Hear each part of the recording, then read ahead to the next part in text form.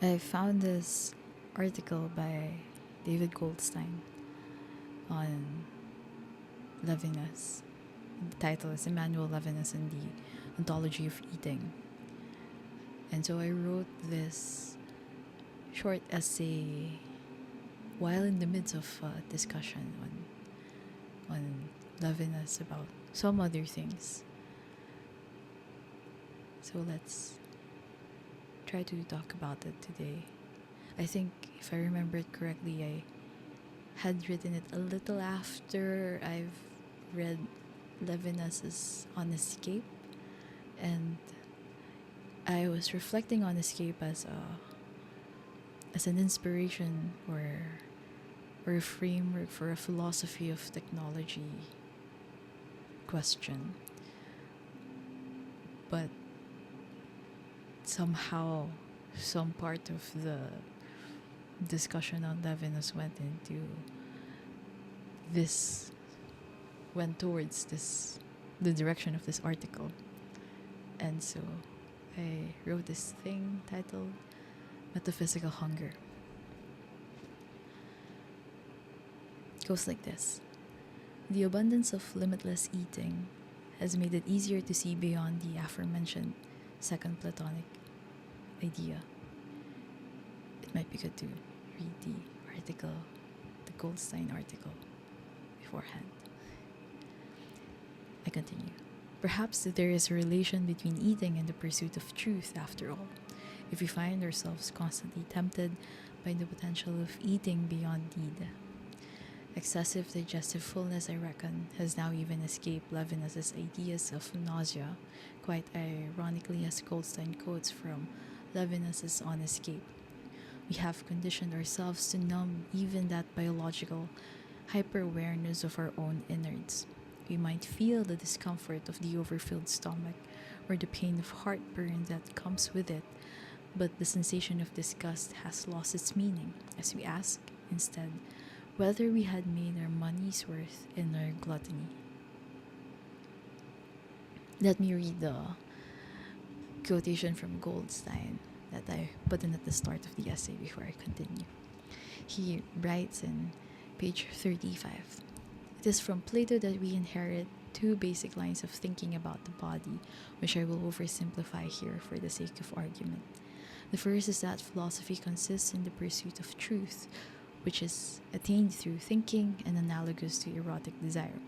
Second, this pursuit is hindered rather than helped by the body and its hungers, both because the body's requirement for food and drink is merely a need, not a desire, and therefore bears no useful relationship to the pursuit of truth, and because the body's demands distract from the real work of thought." Levinas begins his career by agreeing with the first idea but rejecting the second. Then I continue my reflection. If it is hunger that reminds us of our inherent positive bond to the world, what does it mean for us to exist in a time of extreme consumerism vis-a-vis increasing poverty, war, and nihilism? Our experiences of hunger have become vastly contradictory.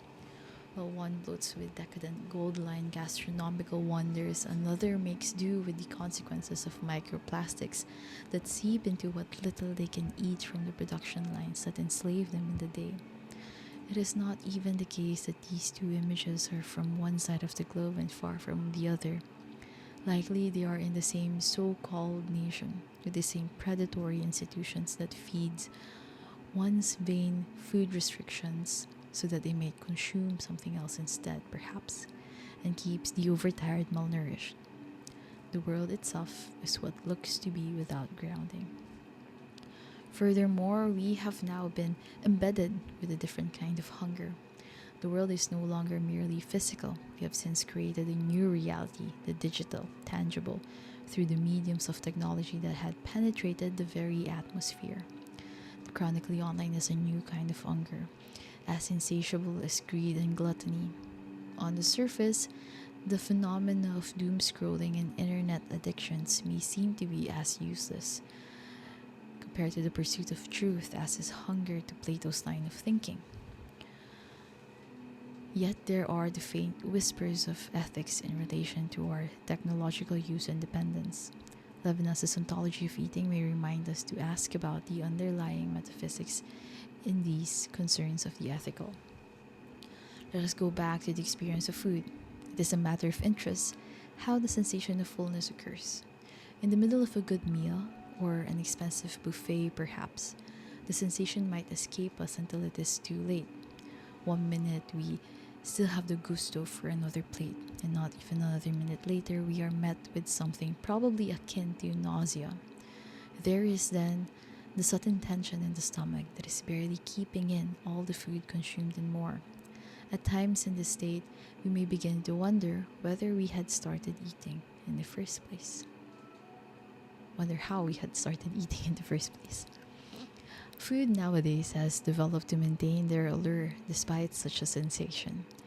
It seems less and less possible to physically feel the sensation of fullness. We are no longer familiar with satiety. Hunger just seems to eventually transform itself into something else. We eat until the time is up and then realize that we later need to deprive ourselves of food to balance the appearance of fullness. The same experience can be found online. There is no more end to the scrolling, as the digital spaces are being redesigned for a totalising infinity maintained by personalistic algorithms. One thing, perhaps a curiosity regarding a particular question, makes us go online, and in the pursuit of that curiosity, we are kept in the quicksand of endless content. We no longer feel the physical sensation of proper intellectual exhaustion. We realize our fullness just a little too late when it has already developed into other experiences like that of burnout and addiction and apathy. Truth be told, these phenomena of limitlessness are what seem to overshadow the true abundance of the infinite, which we may aim for in pursuits of truth. Both Platonic ideas on the body are lost when the body is no longer bound to the material. That is, when we have forgotten that the finite is not truly limitless, and so what we seek is not to be found in illusions. Maybe this should not be surprising when the rationality sees bodily needs as distractions, as opposed to a necessary aspect of this existential transcendence with the pursuit of truth.